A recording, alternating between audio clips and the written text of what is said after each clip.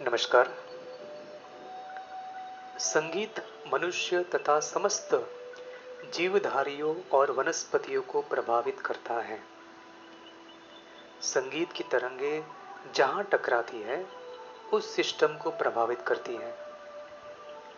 संगीत की तरंगे कानों द्वारा नाड़ी संस्थान तक पहुंचती है तो नाड़ी संस्थान को प्रभावित करती है। इससे हार्मोन बनने लगते हैं। भावनात्मक आवेग जैसे हर्ष, दुख, काम, क्रोध कोई भी हो, हार्मोन द्वारा ही नियंत्रित होते हैं। जब क्रोध आता है या दुख होता है तो ऐसे हार्मोन उत्पन्न होते हैं जो शरीर को नुकसान करते हैं।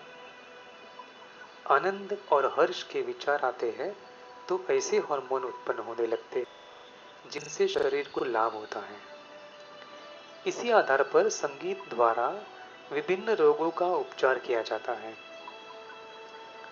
संगीत में कुल 72 राग होते हैं और संगीत के ये 72 राग शरीर की 72 मुख्य नाड़ियों को प्रभावित करते हैं।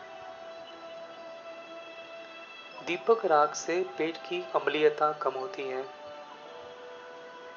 शरीर में वात, पित्त तथा कफ का संतुलन बिगड़ने से रोग उत्पन्न होता है। कफ के लिए राग भैरव तो पित्त के लिए राग बिलावल और वात के लिए राग पूर्णिया, गणाश्री व मारवा गायन ही गाया जाता है।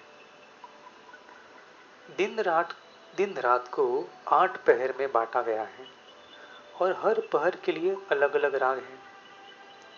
सुबह बिलावल और दोहर सारंग राग सुनना चाहिए। दोपहर को राग मावी सुनना चाहिए।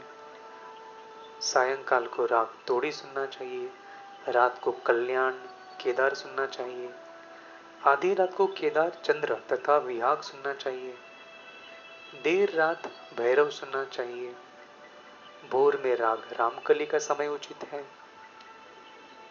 भजन कीर्तन आनंददायी, सुखकार तथा पीड़ा हरने वाले होते हैं।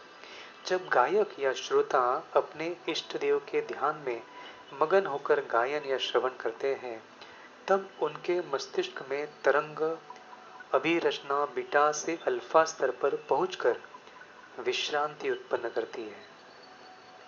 इससे उनके शरीर के नाड़ी तंत्र के लिए अनुकूल हार्मोन्स का उत्पादन प्रारंभ हो जाता है। इस प्रकार संगीत मानसिक तनाव और इससे संबंधित अधिकतम रोगों का उपचार करता है। कोई भी दुख हो या कोई नकारात्मकता हो तो तुरंत संगीत सुनो और सुनते रहो जब तक ये खत्म नहीं हो जाते, चाहे समय कितना भी लगे। ऐसे ही कोई भी रोग हो उसके लिए भी सदा आपकी मनपसंद संगीत सुनते रहो और साथ साथ इलाज भी करना है। आप ठीक हो जाएंगे। कभी उदासी वाले गाने नहीं सुनने हैं। धन्यवाद।